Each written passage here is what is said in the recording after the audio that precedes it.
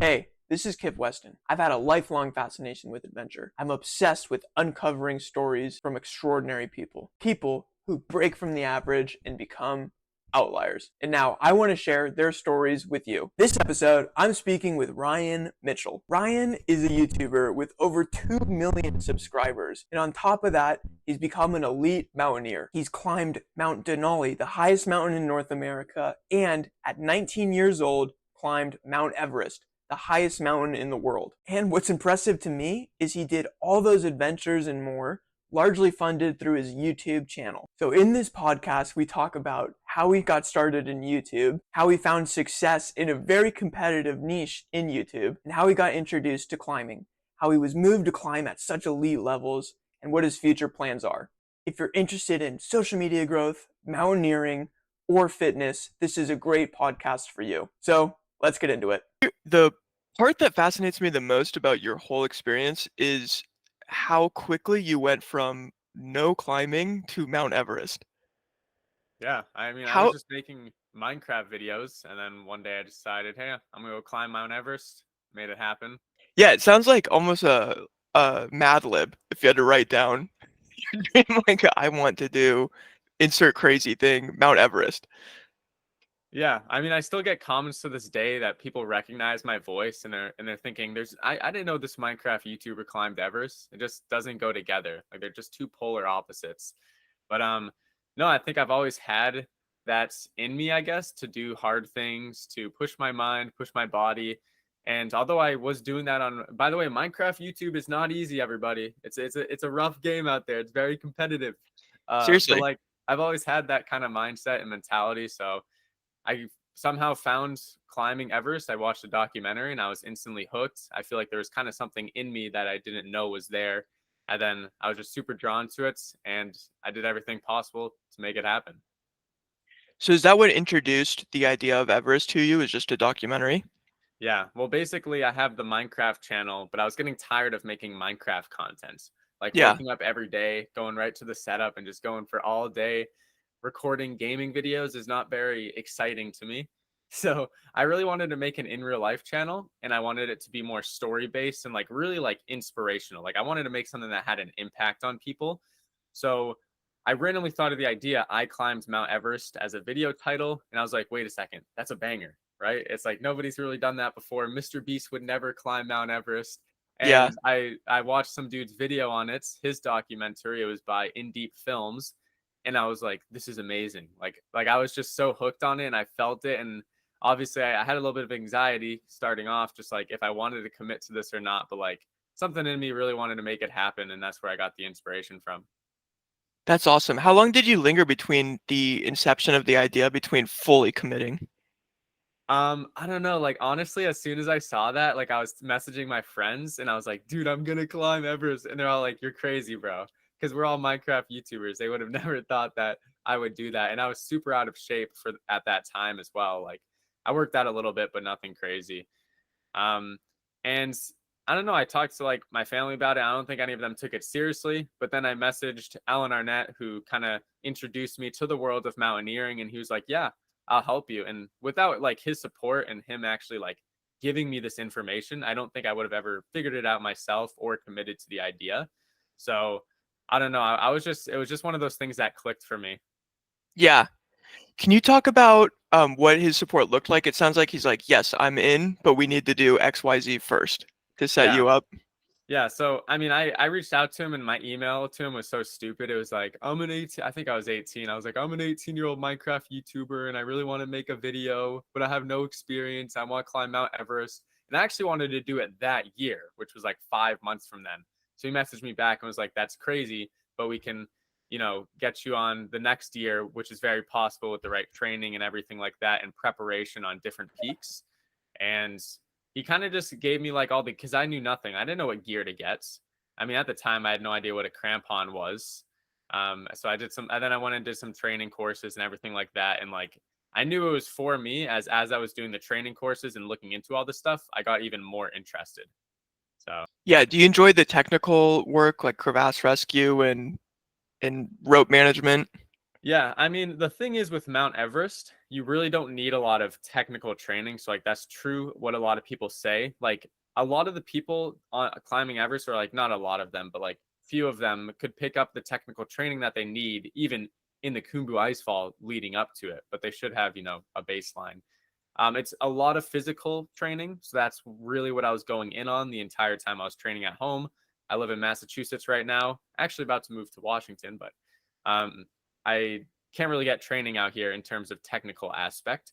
So I still consider myself an amateur in terms of technical training. I've been trying to get much better at that. That's one reason why I'm moving out. I've been trying to surround myself with much more experienced climbers. But all in all, Everest isn't that technical. It's scary, it's high up, and strenuous and long. That's the difficult part about it, not the technical.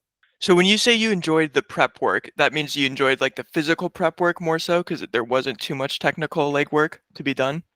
Yeah, I mean, if I wasn't doing like mountains right now and climbing mountains, I'd be doing ultra marathons. Like I just love kind of finding out what the body can do and day after day being super disciplined, being super consistent and kind of just seeing like how far you can progress your body. But I think it's also important to work on like those technicals because it's like a different part of your brain. Working Yeah. stuff like that is like actual knowledge versus like discipline and mentally pushing your limits. So like kind of combining those two is what I've been trying to do. Did you do cross country in high school and other intense athletics? No, honestly, so I did CrossFit for a while, like just like 4 times a week. Like I was big into CrossFit and I still am. That's how I train my strength. But I literally was like 215 pounds when I started. And like I'm not that tall. I was like 5'11" at the time. But like I couldn't even run 1 or 2 miles without like my shins breaking. So Yeah. no, I was never big into running or any endurance things. So it was another one of those things, same thing with mountaineering, that once I got into it, I was just like, boom, I like this. It was like I didn't know it was in me. And I'm sure you've kind of had like similar experiences as well. Yeah. No, it's always especially with alpine mountaineering like that, there's the mental component too. That's hard to train for. So for Everest, is that one of the first times you're introduced to heights where you're on a ridge line and beside you on either side are just these huge cliffs? Yeah, So I like mean maybe this the walk is simple, but the mental aspect is really difficult. yeah. So the thing is you are into fixed lines, of course, but you still have to be, brave enough to go on these peaks and stuff and these heights. On Denali, I had a lot of exposure to that, so that was good. That was like my first real exposure to those types of things. But I don't know. I guess I've always kind of not had a problem with that. I used to be into parkour a lot. Like I can backflip, which is kind of Yeah. cool. So I've kind of been able to I have good balance and things like that. I think that helped me a lot. And also being young. I mean, it's kind of hard to have bad balance when you're a 20, 19-year-old. So Yeah. Yeah. Um, could you tell me about Denali? How much later after you decide to do Everest do you get up to Denali training? yeah, so I did that. I contacted Alan and he said I should do that. And I think that's like number one. If you want to do Everest, you got to do Denali because I'll go into this in a second, but some people say it's harder than Everest, but that's Yeah. kind of like a debatable thing. I did it 6 months after I started training, and I actually would have been able to do it, but we got turned back because of really bad weather, like 3 hours from the summit, which Yep. is just crazy. But I think that Denali is very mental. You're carrying a lot of weight for days at a time. It's very cold. Um, but in that aspect, I do think it's harder than Everest, the physical day-to-day work. But Yeah. Everest obviously has the altitude, more risk as well because of that altitude, and the duration of it is mentally kind of tough as well. Your body just like is always starving for like 50 days. So Can you talk about what it's like pulling a sled on Denali? dude, it's kind of brutal. Like you're just like slowly mogging your way through these giant plains of snow. And like you're just like thinking, dang, I could step and fall into a crevasse right now. And I have like 120 pounds attached to me. Yeah. It's a bit of a frightening thought.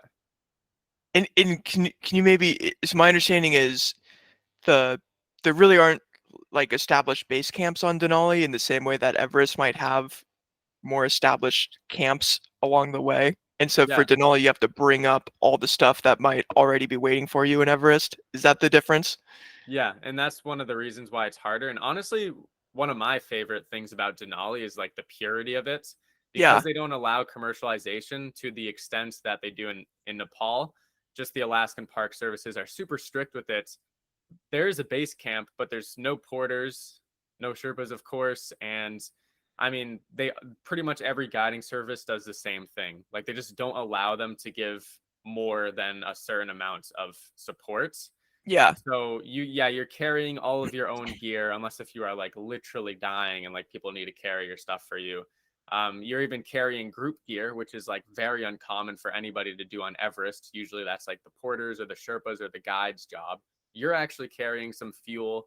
So the group load is really shared between everybody, which is the main difference between those and why it makes it so difficult. Does it frustrate you that Denali isn't more famous? Like when you're telling friends and Oh, family dude. that you're gonna go do the highest mountain in North America, is it frustrating? They're like, "What's? I've never heard of that." They're like they just don't know what it is. And I'm Yeah. thinking Denali, it's really one of my favorite mountains. And if I had to, and I haven't been to many, but if I had to climb one more mountain, just like if I were to like die after one more climb, and if I had the choice between Everest and Denali, I'd choose Denali. Not even because I didn't summit. I'm gonna go back there and get the summit, hopefully, but it's just because of how nice of a climb it is. Like it's so beautiful, so pure. You're not gonna find any trash. I don't think like the mountain of Everest is completely covered in trash, but like it's just one of those cool things where you have to work for it. There's nobody really ruining the mountain at all. Everybody's just slogging their way up there. Everybody's on even ground. It just makes it such a nice experience. And also the climb is really fun. Like once you get to 14,000 camp and you get onto the head wall, 16 ridge, it's so cool. Yeah. I just talked to like Seven Summiter, and she was saying that Denali is the most pure and rewarding of all of them, It just is. for those reasons. Yeah, I actually climbed Aconcagua and I got the summits and it was like way easier for me than my like where I got to on Denali. But I actually felt like where I got to on Denali, even though I didn't summits compared to Aconcagua, was more rewarding because it was Hmm. like, dang, I got to here and we had to do all of that. Yeah. Versus Aconcagua was just like a mini Everest. It's so commercialized. They have all the portering going on. It's a fun one, but it's not like technical at all. When did you do Aconcagua? February this year. So I got to get a little bit of acclimatization before Everest. That was great because like I felt really good on that climb, and I was like, okay, I just got to 23,000 feet. That is around when you're gonna hop on oxygen on Everest. So if I could get to here, fine. Then it's like, okay, once I get on oxygen, that's gonna keep you at around like 23,000 ish feet. You're gonna feel that way. So Yeah. So did you go into Everest pretty confident then in the sense that you're like, okay, I've been at high altitude. I know I'm capable of this. And then Denali felt okay. Like I got so close to the summit and had to turn away for weather, not physical reasons.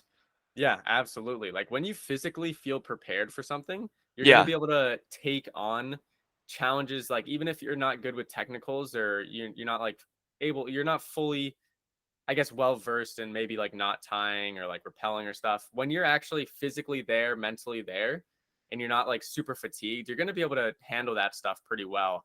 So obviously, you're going to be feeling good most of the time. And also, Hmm. if something does come up, you're going to be able to handle that well.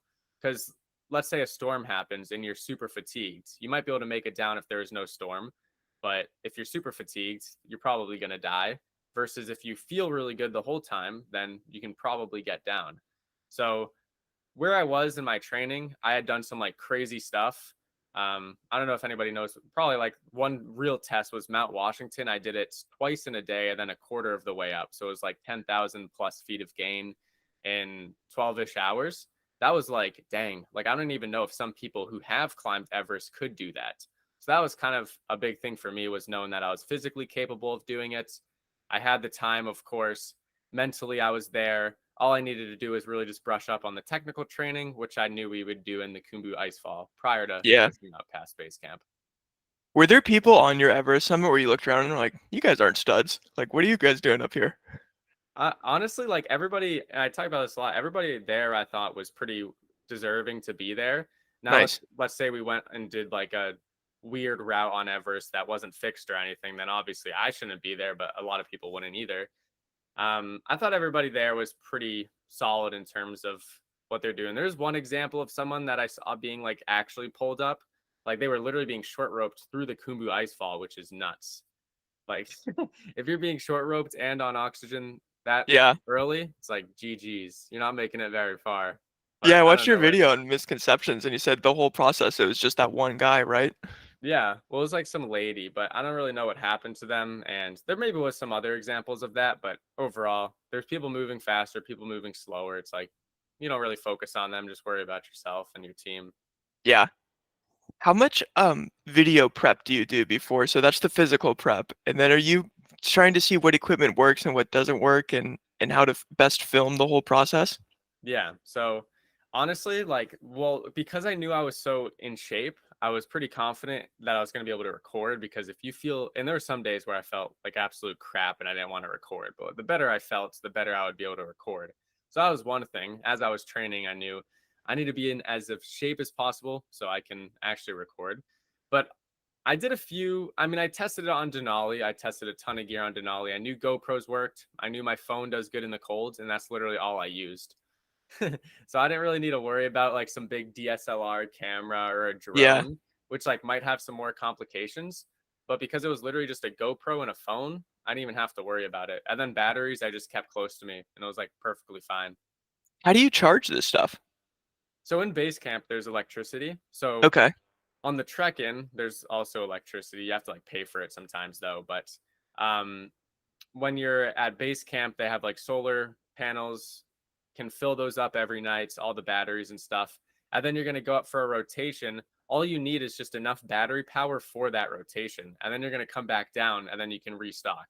So you Hmm. just need battery power for like 6, 7 days max at a time. And that's what I did. I had like a mini portable charger too, just in case. And then I also had a solar panel, just like a mini 3 panel Goal Zero, which definitely did come in handy. Yeah. What were your emotions going in, just hiking through the little towns going up into base camp? Dude, those were amazing. Like seriously, Yeah. people will say like they might want to climb Everest, but it's because it's like so beautiful there. I'm like, just do the trek then. Like if you don't want to actually climb the mountain, do the trek because you don't need a crazy amount of physical experience, I would say, to like do the trek. Like you got to be in shape, right? You don't Right. have to be able to run like a sub 3 hour marathon or something. But like if you go slow, take care of yourself on the trek in, you get to experience all of that and like the culture, the villages, the views, but you don't have to risk anything. So Yeah. No, it looks so cool. And everyone it you is. met with would look super um eager to talk to you. Oh yeah. Super comfortable on camera. Yeah. Oh yeah, like the porters and stuff. I'd The go up to porters and them. everything. Yeah. I'd be like, "What's up, guys? How much does that weigh?" And then they would tell me. But they were always Yeah. laughing, and there was a few that obviously like seemed a little bit grumpy, but most of them like there was like real like it felt like there was like brotherhood with them. You know, they were all like that was their job. They were doing it all together, laughing on their breaks and stuff. So you could usually join in, and they didn't have a problem. Did anyone have a funny reaction to how young you are doing this? I mean, I guess people would ask how old I was, but I'm trying to think if there's any interesting reactions. I don't know. I think if I was acting like a moron, maybe they'd be like, "Oh, come on, like who let this kid out here?" But I guess I was pretty mature out there, and I had to be, or else I'd probably get into some trouble. So That's awesome. What was people's did you tell anyone that you were able to fund all this through YouTube? yeah, I think that actually is probably like the biggest surprise is even I get comments right now saying like every day, and they could just go look at one of my videos where I explained how I paid for it, but they say Yeah. like daddy's money or like trust fund. I'm like, all right, it's like whatever, because I don't really like care if they comment it because I know it's not true. It's like one of those Yeah. things that people call you out for something and you know it's true, then you're gonna get mad about it. So it's like, okay, I don't really care. I know that I paid for this myself and it was my work on my channel. I guess if you consider my mom getting me like an $800 desktop 4 years ago, no, like no, way longer than 4 years ago, like 6 years ago, so I could make some bad YouTube videos, then all right, I'm not self-made then. But I worked Yeah, on a that's silly. vegetable farm. I worked at a ski resort until I got this PC I have right now, and then I built up my channel to where it is. So Now you just need Wi-Fi.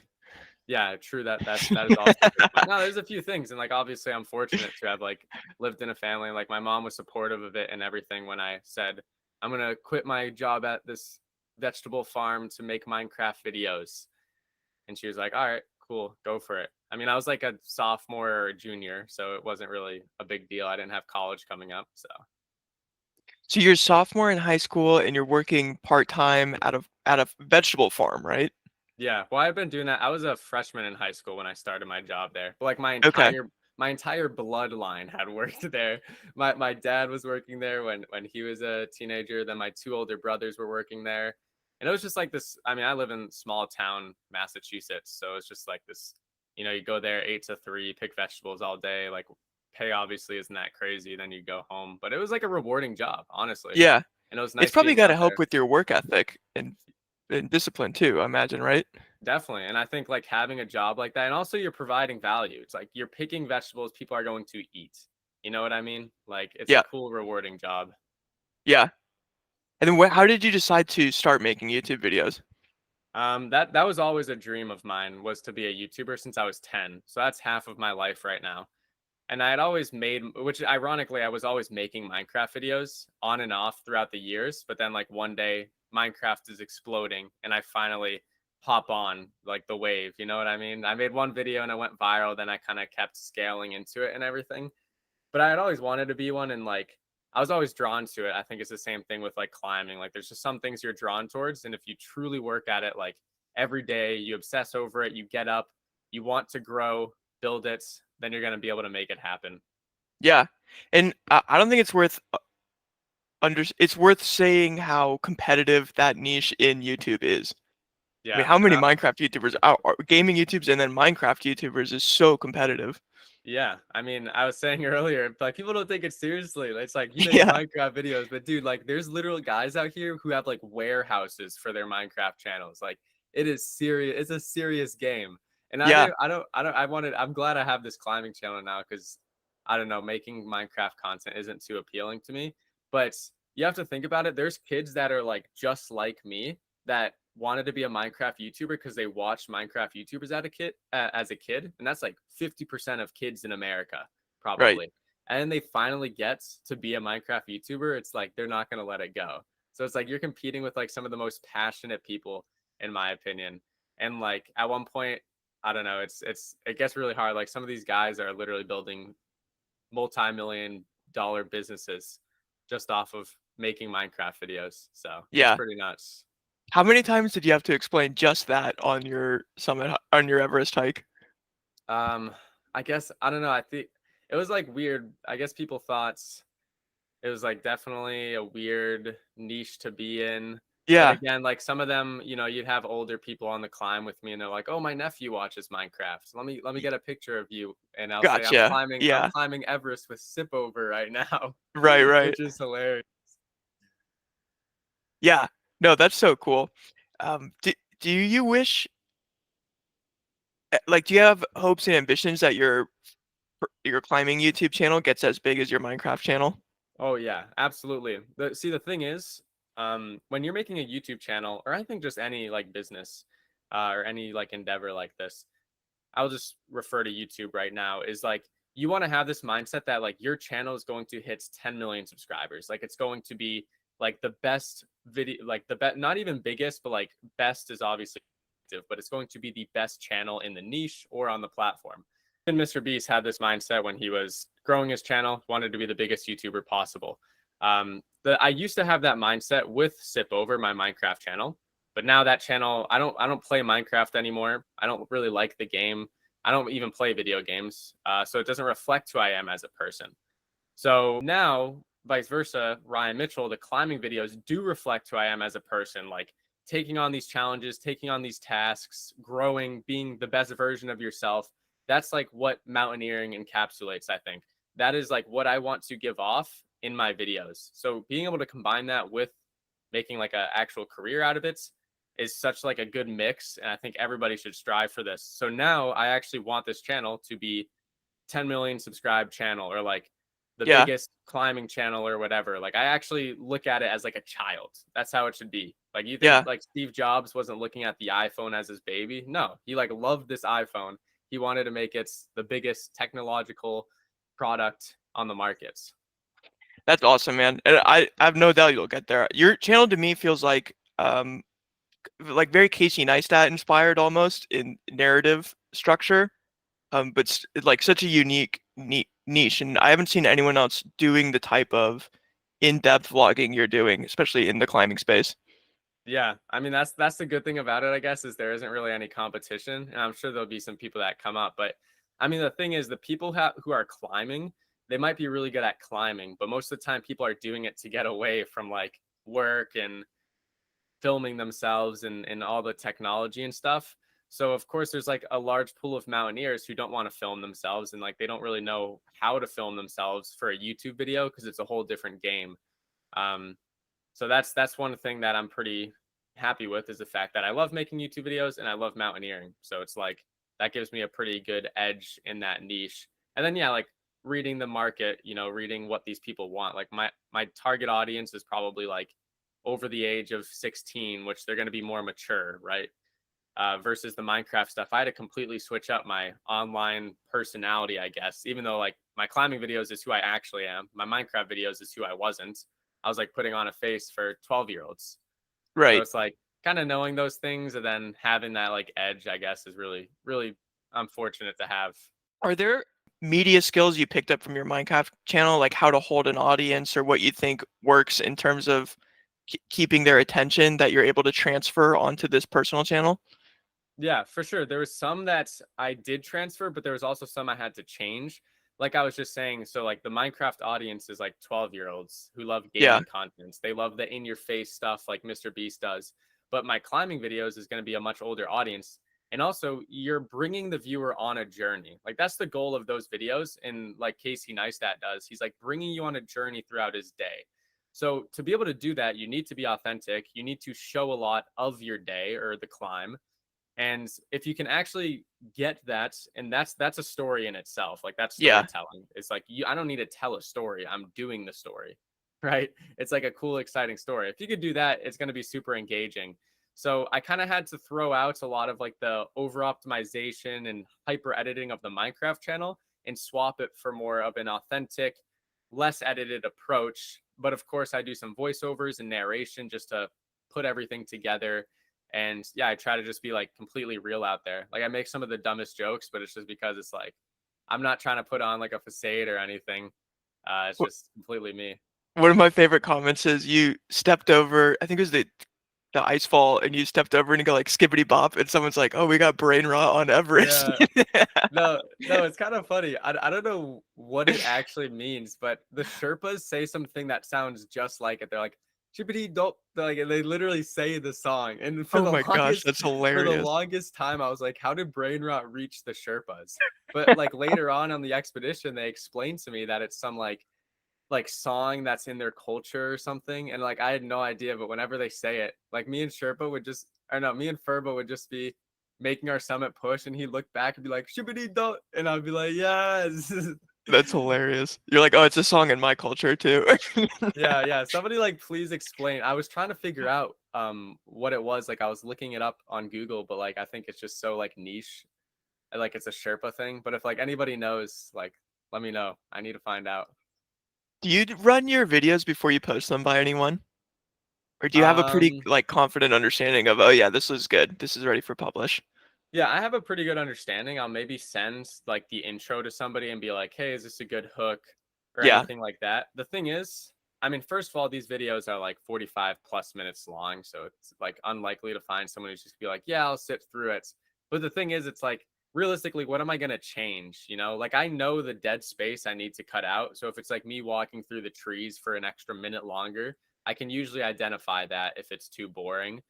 But like mainly the intro, I guess, because I've noticed with the climbing videos is once you get the viewer hooked past like the first 2 minutes, like they're in for the journey. So you don't need to really worry about, as long as everything else past that flows well, it's pretty good. What was the hardest part of Everest what you thought was going to be the hardest part of Everest? Let me think. What did I think was the hardest part? Actually, like pretty unexpected. I guess I would have thought like the Kumbu ice fall was going to be the hardest, or like summit day, of course, because Alan Arnett, who I was talking to, he had done Everest. I think he did 2 attempts before his third, which he summited, or it was 3 and 4. But he had turned back just below the south summits. So he was saying like, yeah, like this is going to be the part where you turn back if you do on the summit push.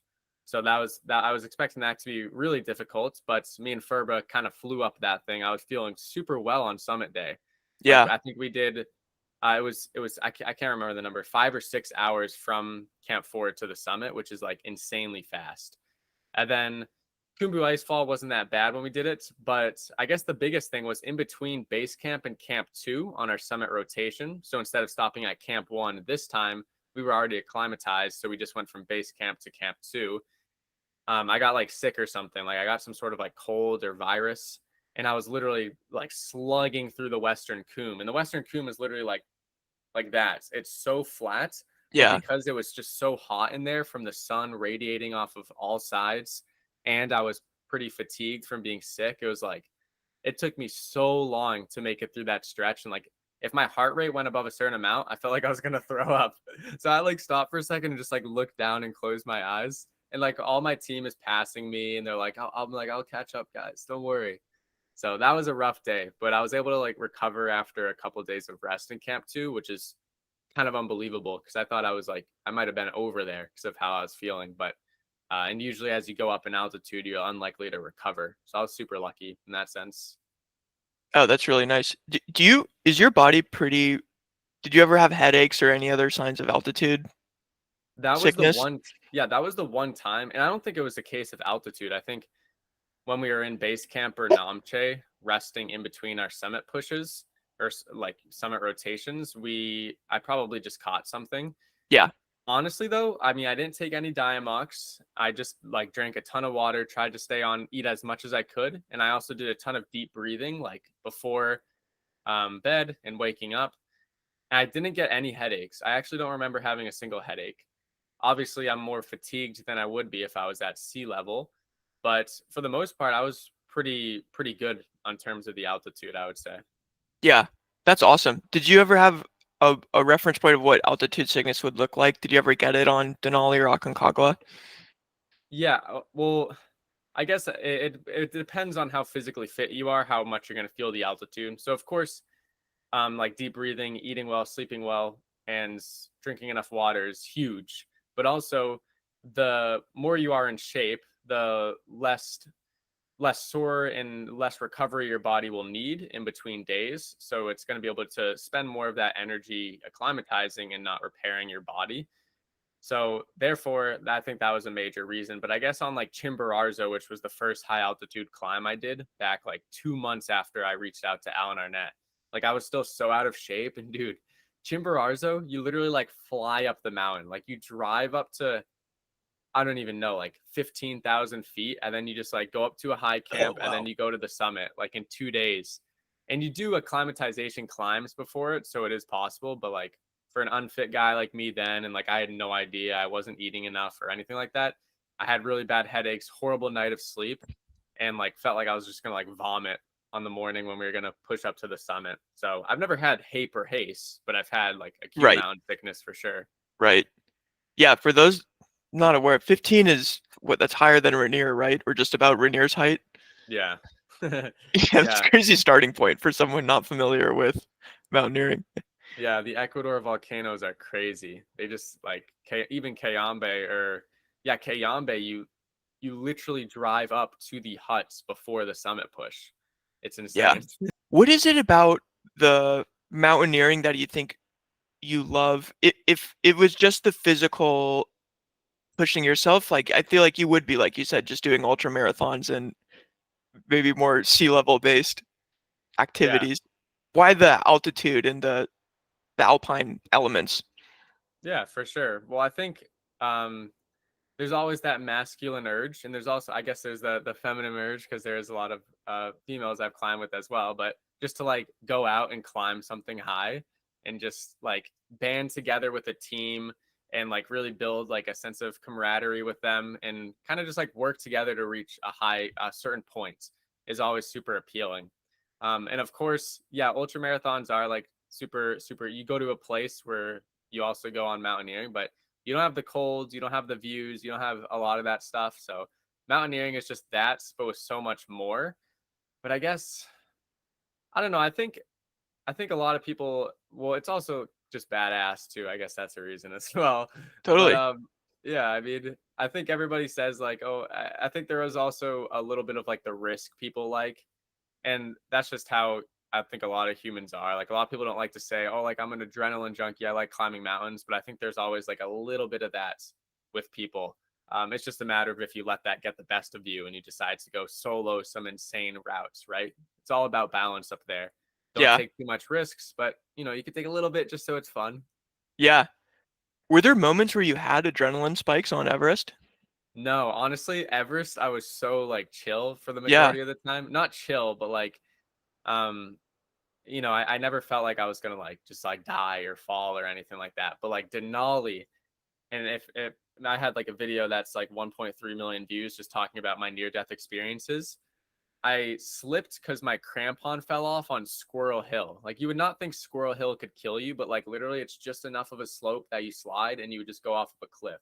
So we were roped up and my crampon kept slipping off because I was an idiot and didn't make sure it was good enough. And I hadn't tested it with the Olympus Mons yet. Um, and it kept slipping off. And I had to ice axe rest 3 times with like a 60-pound backpack on and like literally a can of poop over my right shoulder. Dude, ice axe arresting 3 times was like actually insane. First of all, that I was able to hit 3 of those, but I had pure adrenaline just pumping through me. Like I would love if I had a watch on so I could see my heart rate at that moment because it was flying. Oh my, yeah, Um, you're probably hearing it in your ear. yeah, no, that was an insane moment. And the worst part was, I mean, I thought nothing cool was gonna happen after we turned back from the summit, so I didn't have my GoPro helmet on. I was like, dang. Imagine if I had YouTuber gotten and you came out, this. huh? You're like, oh Um, man. I know. I just would have liked to watch it back because like I'm pretty impressed with myself that I was able to arrest 3 times. And the cool thing is I mean, obviously I would have never liked to be in that situation, but I got like 3 trials of real ice axe arrest. So now when like I need it again, I'm like prepared. It was like exposure in a way. So Yeah. For those unaware, an ice axe arrest is where you're sliding on your back, then you have to flip over and lock your ice axe into the mountain itself to stop your fall, right? And you spam your crampons into the mountain. yeah, and I didn't even have one of my one of my crampons was just hanging off. But there's usually a 25% chance an arrest works on the terrain you're on because if it's too steep, the axe is just not going to dig in, or if it's too icy, it's just going to like bounce back. So you just have to kind of hope. Oh my gosh. So yeah, 25% times 3. So you're pretty lucky. Well, I don't know if that's the actual numbers, but like there's a lot going on there. Maybe like the big backpack kind of helped me dig in. I don't know. Yeah. And you said you lost 15 pounds on Aconcagua and 10 on Everest. Oh no, 15 pounds on Denali, which is 15 like pounds pretty on. nuts. Like I Yeah. said, I wasn't in crazy shape at that point. I was able to make it. But actually, I think the reason I lost that much was because when we were waiting at the airstrip after we went down, we got stuck there for like 4 days and we literally ran out of food. Like we were rationing dehyes and stuff. I had no more snacks left. So I was literally just sitting in the tent the whole time and it was like still stormy, raining outside while we waited for the plane. And I was like starving. Oh my So gosh. that's where a lot of it came from, especially after you had just exerted your body so much. At Concagua, I don't even know if I really lost that much, like maybe like 4-ish, 3-ish pounds, Yeah. because you have a lot of food in base camp and like on the way up. And I wasn't too strenuous, like it didn't feel that strenuous. Everest was 8 pounds, which is like Okay. crazy good in my opinion. Yeah. How do you prep for, like, I imagine your body just atrophies throughout the entire process of Everest. Is that right? Or are you able to like maintain fitness throughout the whole process? Yeah. Well, once you get back, you feel super weak, but I think Yeah. our like body muscle memory stays. So I was probably able to get back to where I was like within a month, I would say. Not weight wise, but like strength wise, which is pretty weird. Yeah. So I think the biggest thing up there is like obviously eat as much as you can, but like bring proper food that's gives your body the nutrients, the like vitamins, and obviously protein is probably the biggest if you don't want your body to just eat itself. So like only bringing gels is probably not going to do you much good. Maybe you'll have a little bit of energy, but your body is just going to like eat itself when you're not getting enough calories. So like kind of balancing that. That's why I only eat RX bars. Like that's my biggest biggest food up there because they just have like 12 grams of protein. I think it's like 20 grams of carbs or something, then fat. It's just like a super food. You get everything you need. And I think that helped a lot for sure. But at the end of the day, you're going to lose weight. It's just part of the game. Yeah. Yeah. That makes sense. Was the ice falls the scariest part of Everest? I guess so. There's always that sense of uncertainty, there it's like low, but you have these giant ice racks. Then you have up high, which you're always like clipped in, and there's not as much uncertainty when you're doing the summit push, besides for the weather. Um, but like you're clipped in, so if you fall, you should be fine. I guess I don't know. Like I said, I really wasn't too scared on Everest. I don't want that to come off as like I'm some like brave tough guy or whatever. But like when you're clipped into these ropes and everything, and you're with a good team, like you feel pretty confident in yourself. And the ice fall, it probably is like the most dangerous in that sense because there's always the uncertainty. But I wasn't really thinking about it. I was just trying to move through as fast as I could and trying to enjoy it because it's literally nowhere else on the planet is like that. Yeah. The ice fall, then like you look up and you can just see Everest. It's so beautiful. Yeah. Are you more excited when you hit the summit or when you get back down from the summit? That's a good question. People are like, "How did it feel on the summit?" It's like, well, I got to go all the way back down now. Yeah. Um, no, definitely like, ooh, that final descent day, I had like 50 pounds on my back, more like maybe like 48. But moving through the Kumbu ice fall, like my hips were getting so rubbed up, like I was in pain moving through that. And then you finally get to camp and you can just put the pack off, like it's over for real. So it's like I'm just gonna like eat now and just chill. And then you have all the pictures and like you can tell everybody that you like made it back safely. So that's probably the best part. But in terms of like actually summiting, I felt pretty normal on the summit, but it was like 30 minutes before when we were just about to get on the Hillary step. I was like taking it in. I was like, I feel good. Furba and I are moving. The weather still looks good. I'm going to make it. So I knew I was going to make it before I got there. And that's when like I was getting pretty emotional. Yeah. When you say emotional, what does that mean? I mean, it's just like you just spent the last whatever, how many days getting up there. And now, yeah, I mean, it's going to be over soon. And like you can finally go home once you get to that point. And I mean, it's like the training paid off. You've been like seeing the Hillary step. It was like, dude, like I've seen like videos of the Hillary step. I've thought about being on this Hillary step and like it's just right there. So there's like Yeah. kind of something like mysterious about it. And then you finally see it and it's like, then it hits you. It's like, I'm here. So I teared up a little bit, but then Furbo was saying, hey, we got to check your oxygen. I was like, all right, we're good. Can you share that how you got a photo of your pup up on the summit? Oh yeah, that was such a sad moment for me. Like I didn't realize it, but so on Aconcagua, I took a picture of my dog Harley. It's like an actual printed out photo, just because I love him so much. Like my favorite dog I've ever had. He just like genuinely feels like he loves me, which is like I return it to him. But he's great, and I brought him on Aconcagua. I took a picture of him on the summit, like with my phone. So like I'm holding the picture, take it with my phone, and I had one on Everest, but I like left it in camp at Camp 4 because it was like in my dental bag or whatever you want to call it, like my Oh yeah. toothpaste and stuff like that. I Yeah. didn't realize it until we were at the summit and I saw like everybody taking pictures of their banners and stuff like that. I was like, I'm so sad. And then I don't know how my oxygen deprived brain thought of this, but I was like, wait, Furba, give me your phone. So I pulled up a picture of him on my phone, and then using Furba's phone, I took a picture of my phone with like a view of Everest, and I got him in there, so I guess it worked out. That's awesome. Yeah, I mean, I wish he could understand the scale of that picture, but I showed him. He didn't. He was just chill. He didn't seem to care that much. On that, like who's the first person you contact to let them know you're safe and made a successful summit? Probably my mom, because I like mom and dad. We get to Camp 4, then I have the Garmin inReach, so I can send text out. I was Gotcha. like, made it, got the summits, and then like I would tell a few of my friends, and then like my friends would tell everybody else type thing. So Yeah. And then when can you do like your first phone call?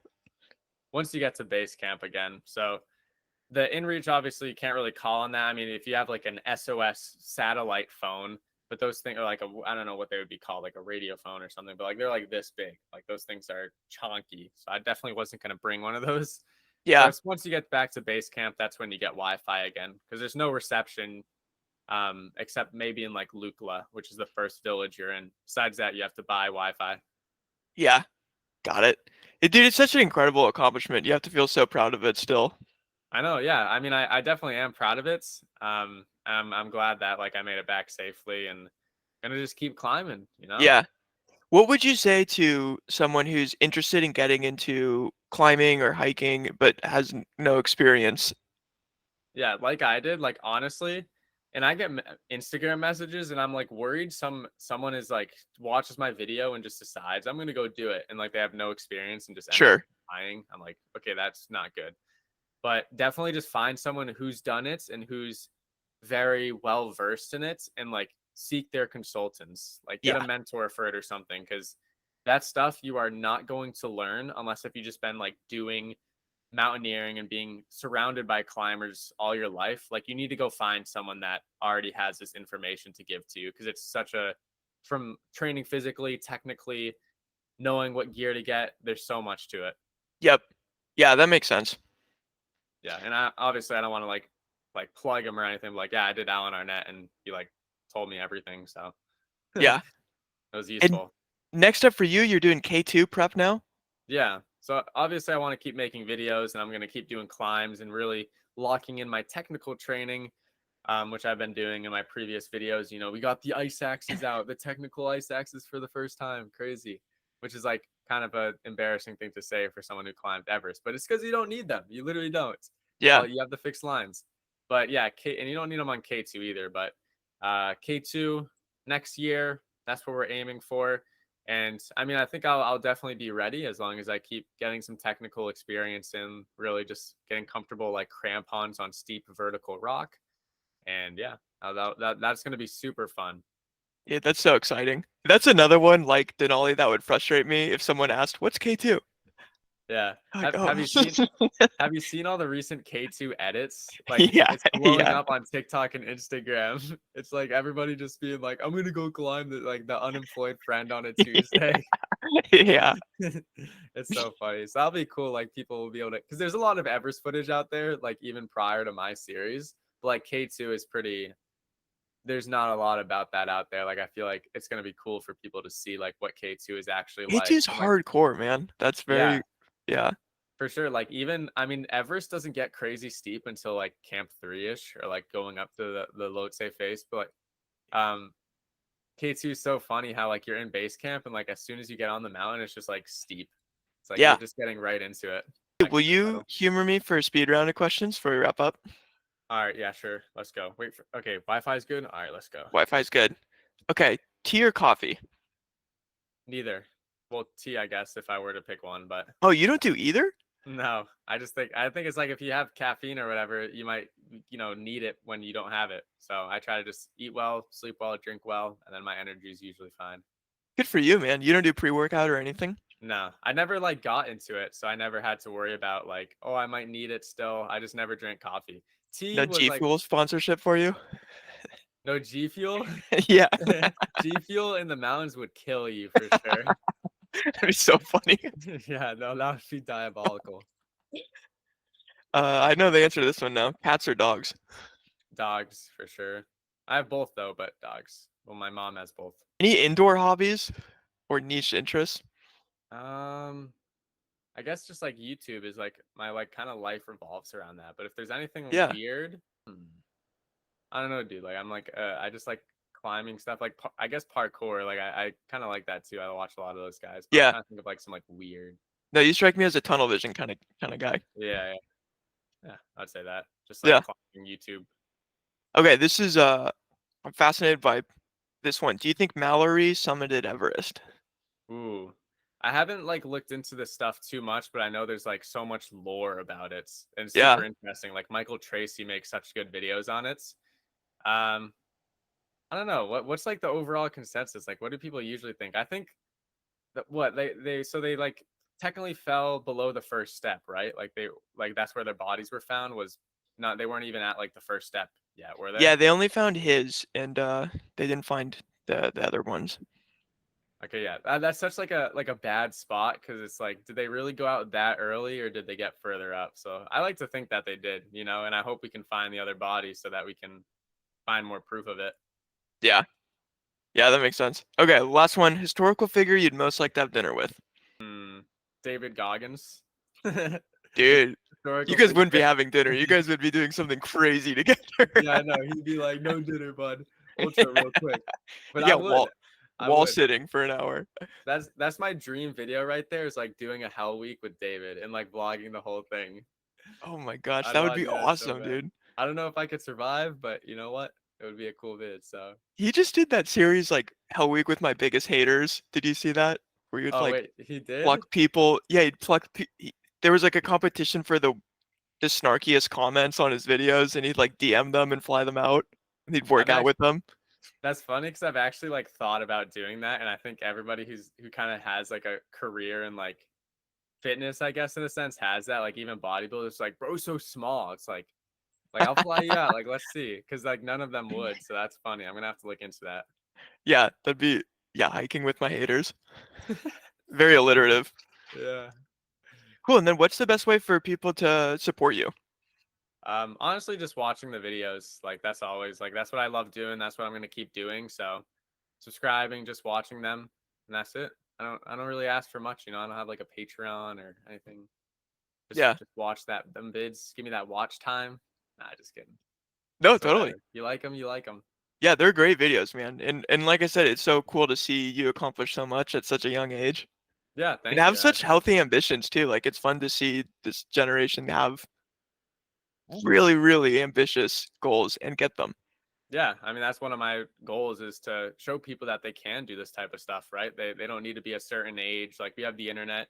If you're concerned about the money, I know kids who are literally like 16 years old making 20 times the money that I'm making. So if you consider my financial situation good, like there's kids out there making way more than me.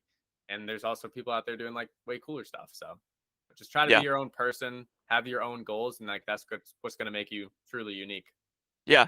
And worth mentioning, hiking really doesn't take that much money. You don't have to do Everest. You No, just need, no, your backyard. dude. Really. All you really need is like maybe a few gels, few RX bars, and like some running shoes or hiking shoes, and you can go out. So it's always good to get into it. Then you're gonna meet people out there, and then you're gonna go on bigger hikes and with them, and then you might get a little bit more dangerous and go on some climbs, and then you're gonna work your way up to the 8,000 meters. Yeah. Oh, and plug for your video. I loved your video on how to find a good group of friends, Oh like a yeah, healthy group of friends. I loved that, man.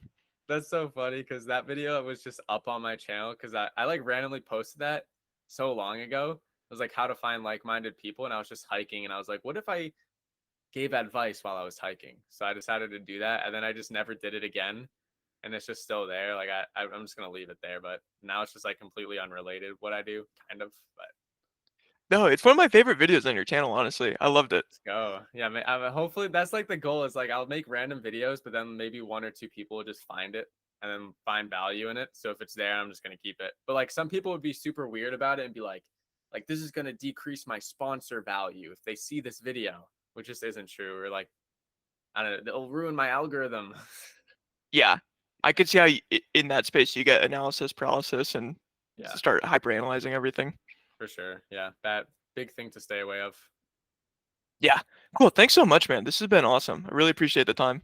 Yeah, these were great questions. Thank you. I had to like think for some of them, and that's like what I love to do is just like, there's always the how was Everest? It's like it was good, but you actually gave some good questions. So thank you. That's this episode of Outliers. Thanks so much to Ryan for joining, and thank you for listening. I've linked Ryan's socials in the description below. And be sure to hit follow on this podcast. Stay tuned for future interviews.